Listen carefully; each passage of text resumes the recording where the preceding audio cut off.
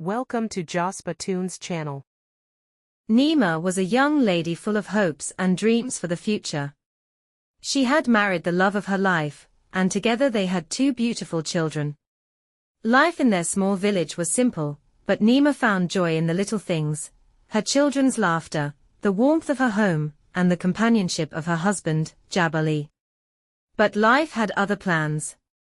It began with subtle changes in Jabali's behavior: late nights, unexplained absences, and a growing distance between them. Neema noticed these changes, but convinced herself it was just a phase. After all, she believed in the sanctity of marriage and the promise of love. One fateful evening, Jabali didn't return home.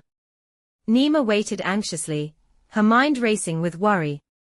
Morning came, but there was still no sign of him. Days turned into weeks, and as Neema desperately searched for her husband, she was met with silence. The villagers had no answers, and Amina, her closest friend, expressed sympathy but offered no clues. Neema was left alone to care for their two children, her heart heavy with unanswered questions. With Jabali gone, Neema faced a harsh reality. There was no source of income, no means to provide for her children's education, and no support system. The village, which had once been her safe haven, now felt like a place of judgment and pity. But Neema was not one to give up. She knew that her children depended on her, and she resolved to fight for their future. With no other option, she began to rely on the kindness of well-wishers. The village, though initially skeptical, slowly began to rally around her. Neighbors would bring food, clothes, and sometimes money to help her get by. It wasn't much, but it kept her family afloat. One day, as Neema was collecting firewood in the forest, she met an elderly woman named Mama Farida. The old woman had heard of Neema's plight, and offered her some sage advice. "My child," Mama Farida said, "you have endured much, but remember, resilience is not just about surviving. It's about finding strength in your darkest moments, and using it to build a new future." Neema took those words to heart. She decided that she would not just survive, she would thrive. She began looking for ways to become self-sufficient. Neema started a small vegetable garden behind her house, growing enough to feed her children and sell the surplus at the market. The extra income, though small, was a step toward independence. Despite the hardships, Neema made sure her children continued their education. She knew that education was the key to breaking the cycle of poverty. Every morning, she would walk her children to school, encouraging them to focus on their studies and dream big.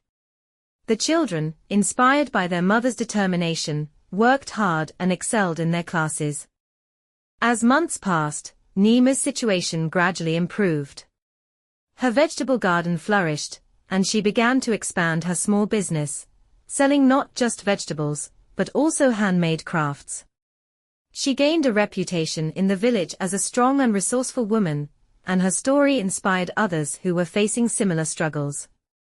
One day, as Neema was selling her produce at the market, she was approached by a well-dressed man. He introduced himself as Mr. Comis, a local businessman who had heard of her resilience and wanted to help. He offered her a job managing his small store in the nearby town. It was a modest position, but it came with a steady income and the opportunity to learn new skills. Neema accepted the offer with gratitude. The job allowed her to provide more for her children and even save a little for their future. She also used her newfound knowledge to improve her own business, eventually turning it into a successful venture. As Neema continued to build her life, she remained puzzled by the sudden disappearance of Jabali. The questions gnawed at her, but she pushed them aside, focusing on the future she was building for herself and her children. One day, several years later, Neema encountered an old acquaintance from a nearby village. During their conversation, the truth about Jabali's disappearance finally came to light. The acquaintance revealed that Jabali had not left on his own, but had been helped by someone close to Neema, someone who had known all along where he had gone. That someone was Amina, her closest friend. The revelation hit Neema like a storm.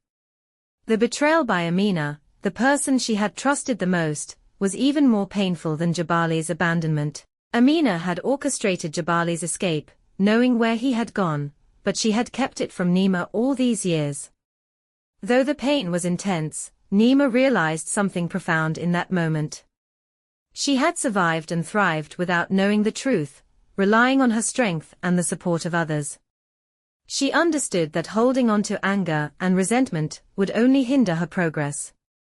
Neema chose to forgive Amina, not for Amina's sake, but for her own peace of mind. Years later, Neema stood at the edge of her farm, watching her children play in the fields. The pain of the past had faded, replaced by a deep sense of fulfillment and pride. Neema had not just survived, she had thrived. Her story became a beacon of hope for others, a testament to the power of resilience and the strength of the human spirit. And so, Neema's life continued, not as a victim of her circumstances, but as a victor who had turned her trials into triumphs.